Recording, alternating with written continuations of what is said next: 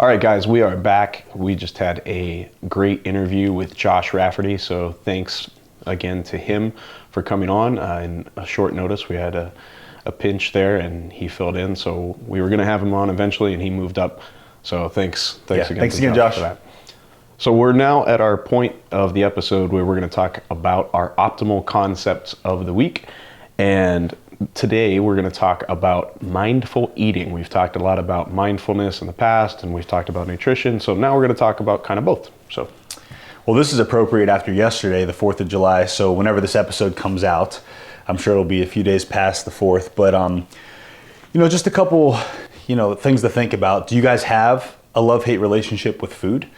Do you find yourself mindlessly eating even when you're not hungry? I know yesterday we did. We're sitting around the pool just hanging out, and before you know it, you're grabbing one more snack of this or that. And honestly, I was already kind of content with the meal we just ate, but you're with family, you kind of feel good feels. It's a celebration thing. So, eating can be something where we forget that it's actually eat for our energy demands and needs. But sometimes we have, imbalances where maybe we have different triggers, which I know you're going to get into, that we reach for things that, it's an emotional thing, and I hate to say it, but then we turn this relationship into a bad one when it comes to, I eat because I'm unhappy, but now I'm unhappy because I eat. I feel like that's been said a lot. Yeah, it was said by Fat Bastard in Austin Powers. That's right. I eat because I'm unhappy, and I'm unhappy because I eat. This is very true. But you guys aren't alone. There's a lot of people who, we come in contact with on the daily who ask us for, nutritional advice. Like, how do we do it? How do you look the way that you do? How come you guys have so much energy? How come you're sleeping great? These are all things that just didn't happen after one, good meal. It's us making choices daily. And we always come back to this in the optimal concepts of, stringing together good day after good day. Do we have to hit 100% all the time? No, I think an 80% is where you can still have a social life and still enjoy yourself and give yourself a reward here and there. But your big goal is what it is. Like, are you trying to be healthier? Are you trying to look better? Or do you just not care, or do you not know? And we're always happy to help. But, it's one of those things where, in our food abundant, diet obsessed culture, eating is often mindless, consuming, and guilt inducing. Eating was meant to be a natural, enjoyable activity aimed at meeting our energy and nutritional needs, as I stated earlier. However, many people struggle with food because they have unrecognized triggers that leave them feeling powerless to change. However, mindfulness increases our awareness of so many things, and when we're bringing it to the mindful eating topic, these patterns, and they can create necessary space so we can transform our relationship with food. So, Craig, why don't you jump into some triggers that you see folks who are kind of failing and coming up short? Yeah, so a big one, of course, is depression. If people are having a source of depression, whether they're having a rough time in a relationship, whether they've just recently lost a loved one, if they're having a tough time at work, that's going to be probably one of the biggest triggers for eating. And you'll notice that the people who are kind of going through a tough time, I'll see it, in my patients. Maybe they just recently got divorced or whatever, and they end up adding 10, 15, 20 pounds. And I even see it with kids whose parents are going through divorce. And some of that may be home structure, but at the same time, we know that kids have the same types of triggers that we do. And if they're going to have that emotional trigger to want to eat food, that's going to be a big one. Holidays, is it I don't know if trigger is really the right word, but I think we all decide to take this break on a holiday and say, well, it's okay, I'll get back to it, whenever. And well, to some extent that's okay. I think a lot of us overindulge. And when we overindulge, then it's sometimes hard to get back to it. I know, like, for example, the 4th of July was yesterday. It was on a Thursday. Today is Friday that we're recording this. And it would have been really, really easy for me to wake up this morning and say, well, I already kind of blew the week. Just keep it rolling. Yeah, week's done, so let me start back on Monday. And that's another one. So I think those are probably a couple of the biggest ones. And then finally, social gatherings. We're to a point now where if we don't gather around food, sometimes we don't know what to do. I know that my wife and I, sometimes we're sitting there thinking, well, what else can we do for entertainment other than going out to eat or drink or whatever? you got the movies, but then at the movies, what do? You got popcorn. Snacks. Yeah. We live in Ohio. We don't have a beach necessarily. We don't have a lot of things sometimes to do. So what do? We turn to eating as a social thing. So all of this, what it does is it creates that emotional attachment to food that we tend to have. And then what we really have to do is figure out some ways to, number one, detach from those types of associations with food. We have to find that way to detach, and then we have to have ways to kind of increase that. And that's where the mindful eating comes into play.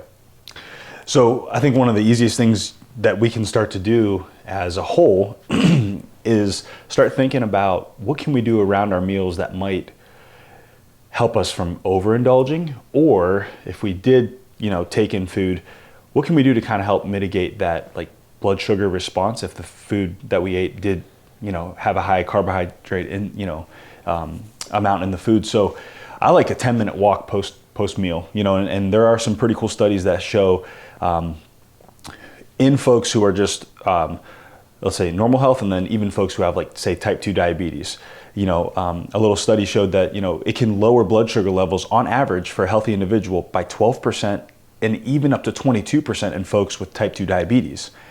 And there was a study out in the University of Otago in New England, and there was an author of Andrew Reynolds, and we can post this in the post show notes.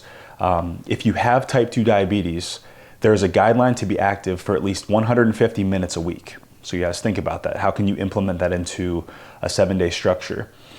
And the benefits were observed due to a physical activity after meals, suggesting that current guidelines should be amended to specify after meal activity, particularly when a meal contained a substantial amount of carbohydrates.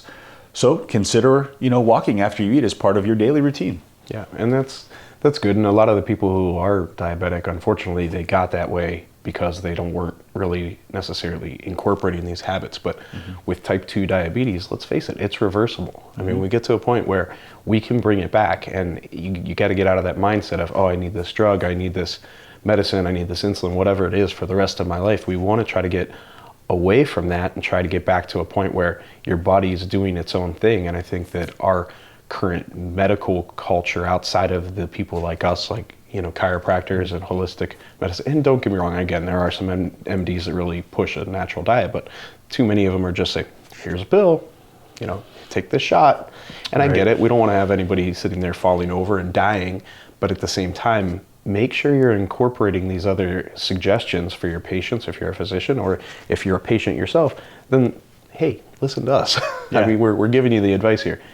So that's going to be a big one. But, learning how to slow down your eating, I think, is also another one. If you eat slower, you tend to not have that full response. If you eat fast, you don't necessarily feel full super quickly. You're going to be eating, and then 10 minutes later, you're like, oh, I can't. Right. Oh, I'm so full.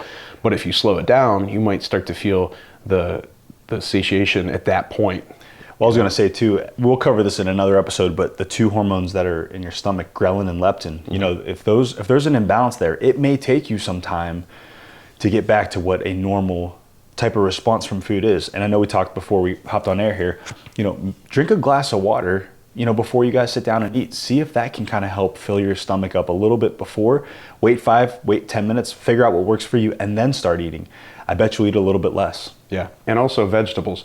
I know that, I'm a bodybuilder, and I don't think anybody, this is not true, but in my mind, I don't think anybody really loves vegetables. They're not like amazingly tasty without butter and salt and all the kinds of crap on it that we really don't need. But I always find that if I take in enough vegetables with my meal, that increases my fiber consumption, or I could take a fiber supplement if I wanted to. But what that does is that increases my fullness. And I'll have, usually when I'm having my protein meals or whatever, I'll add like some California blend vegetables, steam in the bag, and they're so easy now. I mean, you're talking 3.5 minutes in the microwave. You don't have to bust out a steamer and a pot and all this other crap. But I'll steam the vegetables and I'll throw that in with the meat. So now all of a sudden, if I'm dieting and I only get 6 ounces of meat, it's not so bad. Whereas if I didn't do that if I'm doing 6, or I feel like I haven't eaten anything. It's like, what's this bird food? But the vegetables really kind of increase that overall total amount of food that I'm taking in. So that helps me. And then, again, learning to associate food as fuel. It's a really hard concept to take from what we associate food as just being this recreational thing, and we talked about having the emotional ties to it, but ultimately it's fueling our body, and everything we kind of put in it, we've talked about this before, you're either working more towards wellness or more towards disease. And I try to think about that with everything that I put in my mouth. And look, I'm not perfect, man, at all. I was doing really good. I dieted Monday through Wednesday, and then yesterday I did great probably through midday. And, after a couple, I was out doing some keto type stuff. And after a couple of burgers, I was like, well, all right, it's the 4th of July. I'm going to have some other stuff. So let's jump into that real quick. Yeah. So because everyone wants to know, we're human. What do you enjoy? What you work so hard for? Let's say if we're aiming for the 80%, what do you treat yourself with for that 20%? Just to give some people some insight. Man, I love cookies. Same. Like cookies are my thing. I could there's a store here, if you're listening out of town, there's a store here called Giant Eagle, and they have their homemade cookies that they make in the bakery every morning, and they put them out, and I could kill a box at any given time, man. And then I'll regret it, because even though I love chocolate chip or the white macadamia nut ones, I get horrible indigestion later.